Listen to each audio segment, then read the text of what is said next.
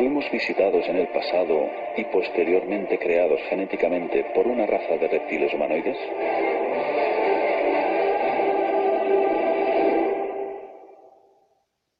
Aunque todas las evidencias apunten ineludiblemente hacia esa dirección, quien ostenta el poder mundial oculta esa realidad con el fin de que sigamos ignorantes sobre nuestros orígenes, pues este conocimiento podría tambalear las bases de todas las religiones del mundo y en gran medida causaría una revolución social sin precedentes que obligaría al sistema educativo a modificar todas las enseñanzas y a la ciencia actual tendría que admitir la invalidez de sus postulados. Entre el 10 y el 14 de abril del 2003, en plena invasión de Irak, el ejército de los Estados Unidos saqueó el Museo Nacional de Antigüedades de Bagdad y robó grandes cantidades de figuras, tesoros y tablillas que nos hubieran revelado mayores detalles de la conexión reptiliana de los Anunnaki. El 80% de los 170.000 objetos que albergaba el museo fueron robados y destruidos. Durante el saqueo, un incendio en la Biblioteca Nacional de Bagdad destruyó archivos de incalculable valor. Cuando comenzaron a multiplicarse sobre la tierra y hubieron procreado hijas, viendo los hijos de Dios la hermosura de las hijas de los hombres, tomaron de entre ellas por mujeres las que más les agradaron. Libro del Génesis.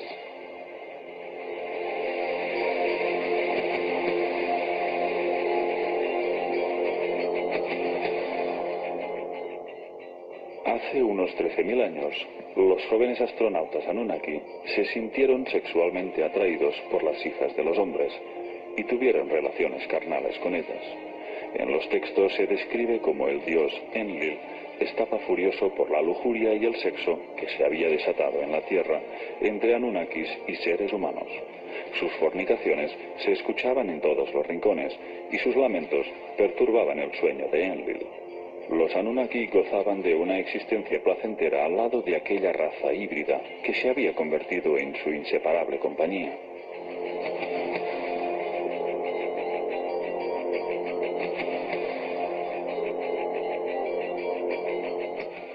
Enlil entró en cólera, hastiado por la dependencia que sus congéneres sentían por los humanos. Impotente al no poder controlar la situación, exclamó: «Destruiré al habitante de la tierra que he creado y lo echaré de la faz de la tierra». Pero Enlil no tuvo que idear ningún sistema para aniquilar a la especie humana. Una catástrofe de grandes proporciones se cernía sobre la tierra. Los planes de Enlil se verían materializados pronto y llegarían en bandeja, sin tener que hacer nada. El clima de la Tierra estaba cambiando y se perfilaba una nueva era glacial. Las cosechas se diezmaban, el frío era cada vez más gélido y las lluvias escaseaban. El hambre se extendió por toda la Tierra y los dioses Anunnaki, por mandato de Enlil, no ofrecieron ninguna ayuda.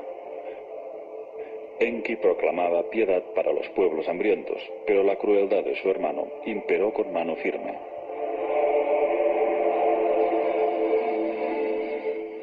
Enlil dijo: «Dejad que se mueran de hambre, dejad que sean diezmados». Y pronto llegó la confirmación de las causas que provocaban esos cambios climáticos.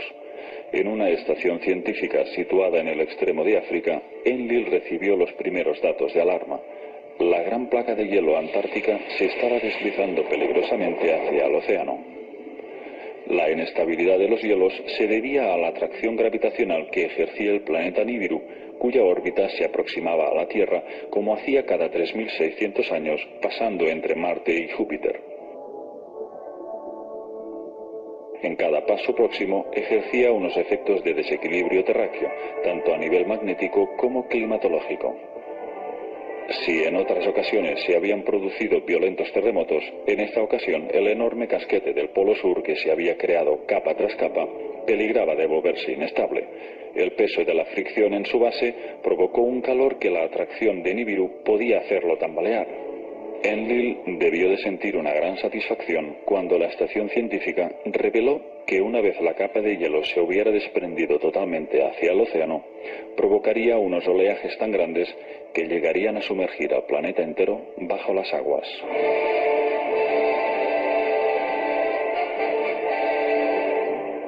Aquel peligro inminente quedó confirmado por los Izizi que orbitaban la Tierra.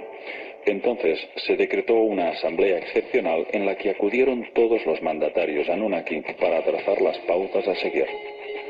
La gran convocatoria tuvo lugar en Sipar, el puerto espacial. Enlil comunicó cuáles habían de ser las directrices. Ordenó que se guardara estricto silencio para que ningún ser humano supiera nada de la catástrofe que se cernía.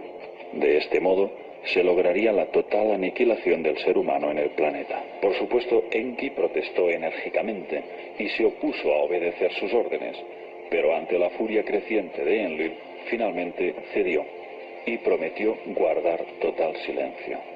Al mismo tiempo, se preparaban varias naves para partir. Los Anunnaki tampoco sobrevivirían al desastre si permanecían en tierra firme. Su plan consistía en esperar el momento exacto para abandonar el planeta y dejar que las aguas arrasaran toda forma de vida. Alrededor del año 2900 a.C., en la ciudad de Shuruppak, un hombre había sido elevado a la condición de rey. Su nombre, Ziusudra. En la versión bíblica era conocido como Noé. Enki lo había engendrado fruto de su unión con una humana, pero su paternidad se le había atribuido a Lamec, descendiente de Adapa. En el libro de Enoch se nos detalla que Matusalén había elegido una esposa para su hijo Lamec. Cuando ésta quedó embarazada, tuvo un hijo singular, que los textos describen así. Su cuerpo era blanco como la nieve y rojo como una rosa floreciente, y el cabello de su cabeza y sus largos mechones eran blancos como la lana, y sus ojos eran hermosos. Y cuando abrió sus ojos, iluminó toda la casa como el sol, y toda la casa estaba resplandeciente. Después del nacimiento de Noé, Lamec corrió hacia su padre y le dijo: «He engendrado a un extraño hijo, distinto y diferente del hombre, y parecido a los hijos de los dioses de los cielos, y su naturaleza es diferente y no es como nosotros. Y me parece que no ha nacido de mí, sino de los ángeles». De modo que, siendo Noé Ziusudra, hijo de Enki, este no permitiría que fuera borrado de la faz de la tierra, y depositó en él todas sus esperanzas para salvar la semilla de la humanidad. Pero fue una experiencia espiritual lo que le hizo tomar la decisión definitiva. Una noche, Enki tuvo una visión reveladora. Se le apareció un ser llamado Ngazu, resplandeciente como los cielos, que le instruyó y le cedió una tablilla con un dibujo de una embarcación sumergible. Estas fueron sus palabras: «Ahora toma el lado en tus manos para que los terrestres hereden la tierra. Llama a tu hijo Ziusudra, revélale la inminente calamidad sin romper el juramento. Dile que construya una embarcación que pueda soportar la avalancha de agua, una embarcación sumergible, semejante a la que te muestro en esta tablilla, que se salven él y su familia, y que lleve también la simiente de todo lo que sea valioso, sea planta o animal. Esa es la voluntad del Creador de todo».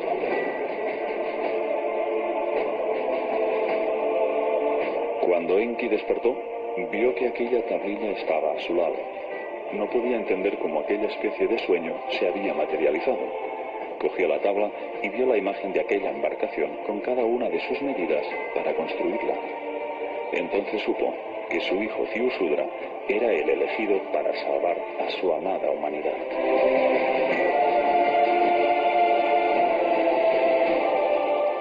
Enki entró en acción y lo hizo de una forma indirecta y sutil, penetrando en lo más hondo del subconsciente de Ziusudra, a través de sueños en los que le dio las instrucciones pertinentes para construir aquella arca que los tenía que salvar.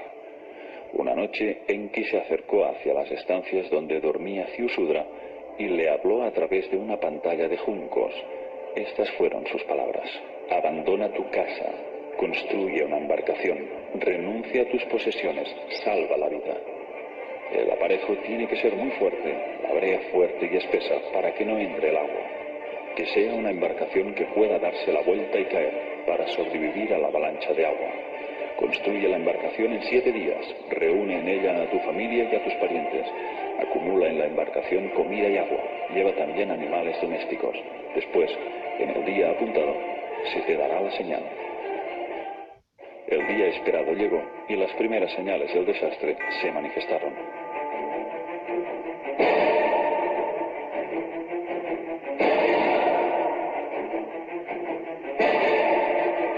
Esta es la narración literal de los textos sumerios. Con el resplandor del amanecer, una nube negra se levantó por el horizonte. La luz de la mañana se convirtió en oscuridad, como si la sombra de la muerte la velara. Después se oyó como un estruendo de truenos y los cielos se encendieron con los rayos.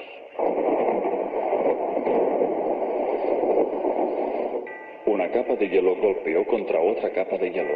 De pronto se levantó una gran ola. La muralla de aguas llegaba hasta los mismos cielos. Una tormenta de una ferocidad nunca vista se puso a bramar en el fondo de la tierra. Cuando la ola llegó a Shuruppak, se tragó a la embarcación como un abismo de agua. Aunque completamente sumergida, la embarcación se mantuvo firme. No entró siquiera una gota de agua. En el exterior, la ola de la tormenta tomó desprevenida a la gente como una batalla mortal. Nadie podía ver a sus semejantes, el suelo se desvaneció y solo había agua. De pronto las poderosas aguas habían cubierto la tierra firme. Antes de que terminara el día, la muralla de agua, ganando velocidad, arrolló las montañas. Los Anunnaki observaban la dramática escena desde las alturas, a bordo de la nave espacial que se elevaba en los cielos. Todos pudieron ver cómo se extinguía la vida. En ese momento les embargó el dolor de un profundo arrepentimiento. Todos los Anunnaki se dieron cuenta de cuánto habían amado a la Tierra y a la humanidad.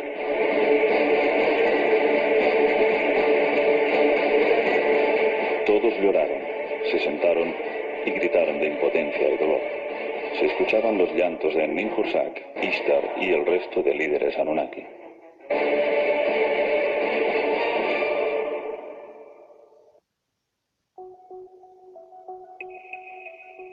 Después de 40 días, las aguas descendieron y los Anunnaki comenzaron a tomar tierra. Sus naves bajaron sobre el monte Ararat, ya que sus picos fueron los primeros en emerger de las profundidades. Era la zona más alta del cercano oriente. El arca de Ziusudra también fue guiada hacia el monte Ararat, gracias a la ayuda de un guía que le había facilitado Enki.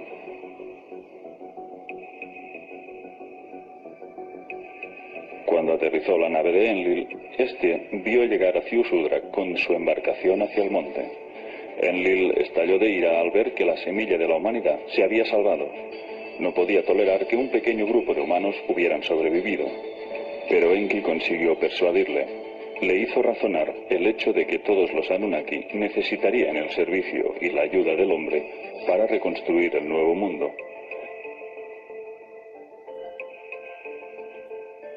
Entonces Enlil bendijo a Ziusudra y a sus hijos, y les dijo: procread y multiplicaos, y volved a llenar la tierra.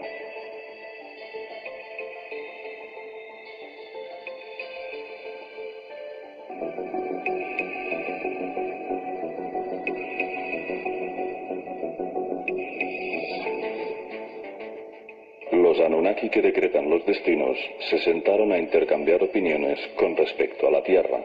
Crearon las 4 regiones. Cuando las aguas descendieron y las capas de lodo se secaron, las tierras de Sumer fueron repobladas de nuevo por los grandes dioses Anunnaki. Solo en las tierras altas era posible la siembra de cereales y hortalizas, de modo que, según los estudios de Sitchin, la agricultura emergió súbitamente después del diluvio universal en el llamado Monte de los Cedros, en Baalbek, Líbano.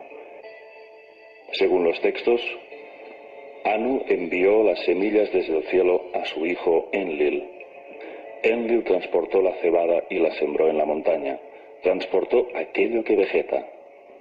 Ante las infinitas posibilidades que les permitía esta segunda reconquista de la tierra, Pudiendo partir desde cero, los hermanos rivales Enlil y Enki dividieron la tierra en 4 regiones, pero no solo para gobernarlos ellos mismos, sino sus respectivos descendientes.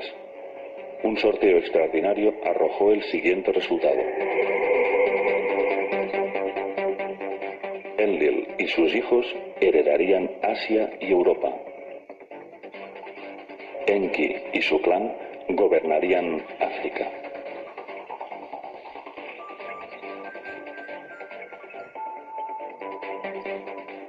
El hijo predilecto de Enlil fue Ninurta, su más admirado guerrero y legítimo heredero. Era el máximo gobernante de la ciudad de Nippur. Ninurta heredó las tierras de Elam, Persia y Asiria. Fue uno de los dioses que más esfuerzos invirtió para reconstruir los daños que había causado el diluvio. Ninurta fue quien, junto a su padre, introdujo la agricultura, expandiendo las primeras semillas del tubérculo, los cereales, el trigo, las uvas, etc. Y proporcionó la primera herramienta para trabajar la tierra, el arado. Pero fue Enki quien, viendo al hombre sufrir en los campos, quiso facilitar sus arados, introduciendo a los primeros animales de carga. Según los textos, Enki creó a las criaturas vivientes más grandes y los toros reemplazaron a las personas como tiradores del arado. Debido a que el diluvio había causado serios daños en los ríos Tigris y Éufrates, fue Ninurta quien construyó represas en las montañas, cavando nuevos canales para los ríos y haciendo drenar el exceso de aguas. Tales fueron los esfuerzos de Ninurta por reparar los daños y reconstruir a Nuevo Mundo, que los expertos encontraron un texto llamado Las hazañas y proezas de Ninurta, en donde se describe cómo el afamado dios, fruto de su exceso de movilidad, estrelló su aeronave contra las montañas, un pequeño accidente del que salió ileso. Durante miles de años, Ninurta fue venerado por la humanidad como el dios que nos había enseñado a labrar la tierra. Otro hijo de Enlil fue Nannar, o también llamado en acadio el dios luna Sin. Era representado como un anciano con cuernos y barba. Su símbolo era una luna creciente. Era el dios lunar masculino.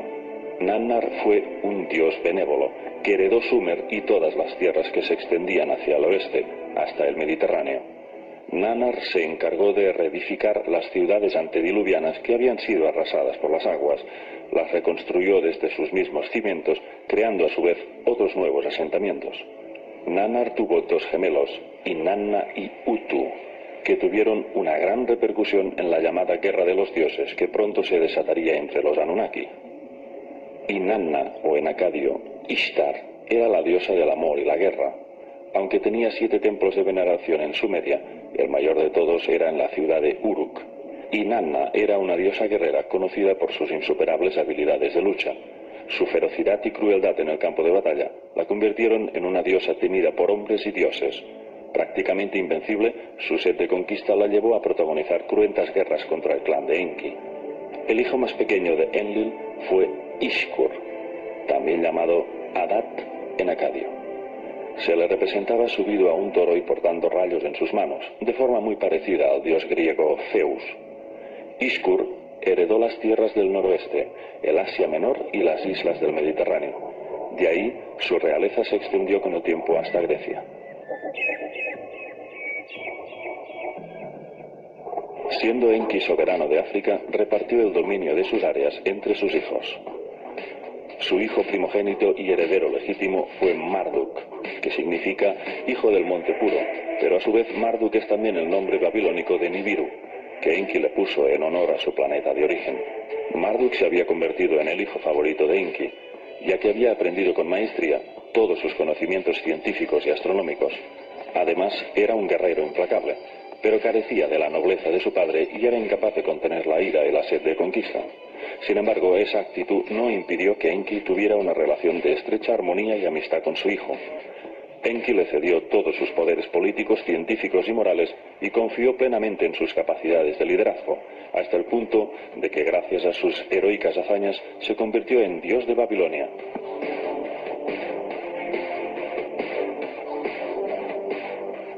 Marduk adquirió cada vez más poder, llegando con el tiempo a eclipsar incluso al mismísimo Enlil.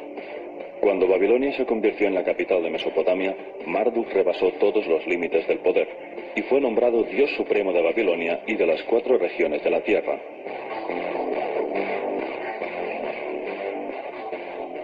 Según las interpretaciones de Sitchin, Marduk heredó las tierras del valle del Nilo, y podría muy bien ser que Marduk y Ra, el dios solar de Egipto, fuesen la misma entidad, así como Enki sería el dios egipcio Ptah, el padre de Ra. Según Sitchin, Enki o Ptah fundó y levantó Egipto alrededor del año 21.000 a.C. y lo gobernó durante 9.000 años. Después cedió el trono de Egipto a su hijo Marduk, el Ra egipcio. Pero Marduk reinó solamente 1000 años, ya que abruptamente dejó Egipto alrededor del año 11.000 a.C., y lo hizo porque a Marduk le interesaba gobernar al mundo entero desde las tierras de Sumeria. Así fue como cedió el reino de Egipto a sus hijos. Otro hijo de Enki fue Nergal, conocido como el dios del desierto y el fuego, y por algunas religiones, especialmente la judía, es considerado un demonio del inframundo. Enki otorgó a Nergal la zona meridional de África. El siguiente hijo de Enki fue Gibil, dios del fuego, que aprendió las artes de la metalurgia y era conocido como un dios sabio, cuya mente impenetrable era la más amplia de todos los dioses. Gibil gobernó el norte de la zona meridional y asumió el control de las minas africanas. Otro hijo de Enki fue Dumuzi. Era conocido como el pastor, o dios de la fertilidad. Dumuzi estuvo casado con la diosa Inanna y fue el 5º rey de la dinastía de Bad-Dibira. Dumuzi heredó la meseta de pastos del Sudán. La 4ª y última región que faltaba para repartirse entre los Anunnaki fue la ciudad de Tilmun, emplazada en la península del Sinaí. Un punto clave en el establecimiento Anunnaki y eje central de todas sus misiones terrestres. Tilmun significa tierra de los misiles. Era un gran puerto espacial de donde partían sus naves. Algunos expertos describen a Tilmun como una puerta estelar o una escalera al cielo, aunque también es definida como la zona sagrada o la morada de los dioses, por lo que se deduce que albergaba una tecnología espacial capaz de transportar a los dioses hacia otros mundos o a su propio planeta de origen, Nibiru. Todos los humanos que fueron escogidos para ascender hacia la morada de los dioses pasaron por Tilmun. En relatos bíblicos y sumerios se describe el ascenso a los cielos de Enoch, en Merudanki, Adapa o hasta de Ziusudra. En todos ellos se describe un proceso parecido, y es que 2 seres divinos les acompañaron hacia el viaje estelar.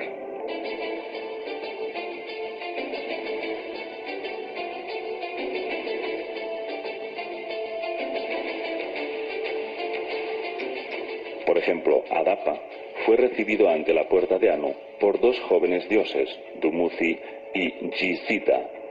Los que acompañaron a Merudanki fueron los dioses Shamash y Ishkur.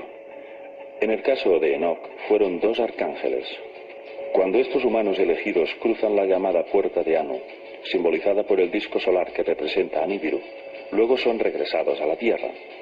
Pero estos humanos llegan ascendidos, iluminados por una instrucción celestial, convertidos no solo en científicos, sino en sumos sacerdotes y en progenitores de un largo linaje sacerdotal que sus hijos se encargarán de instaurar en la tierra.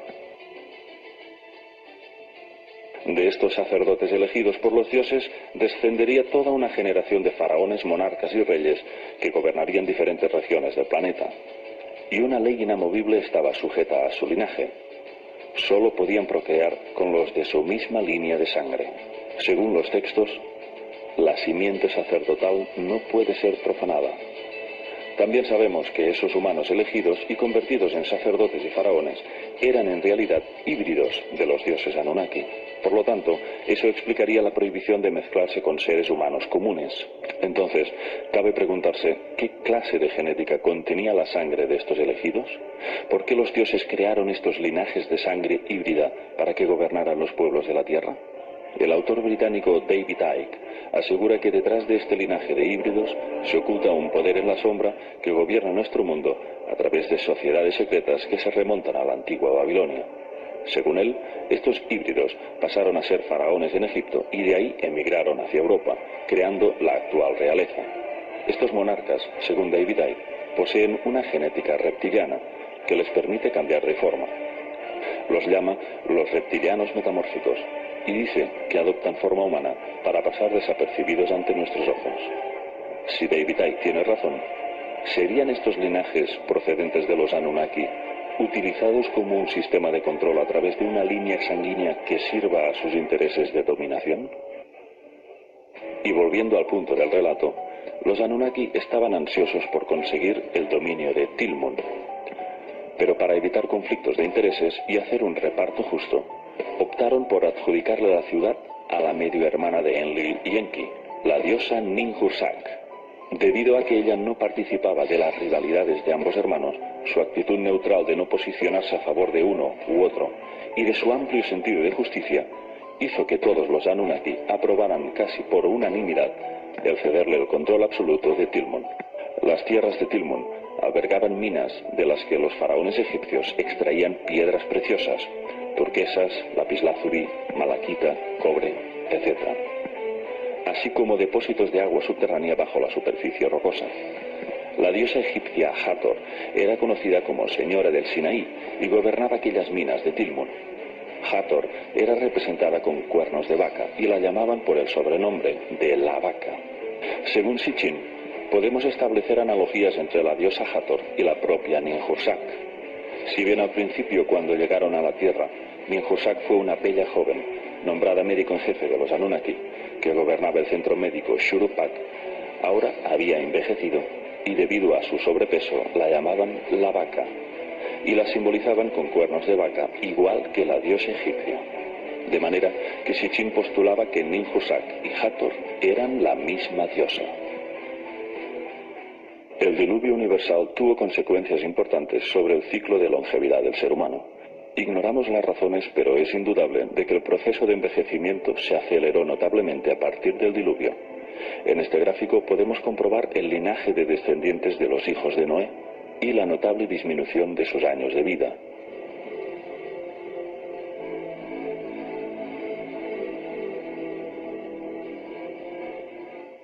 ¿A qué se debió este proceso degenerativo?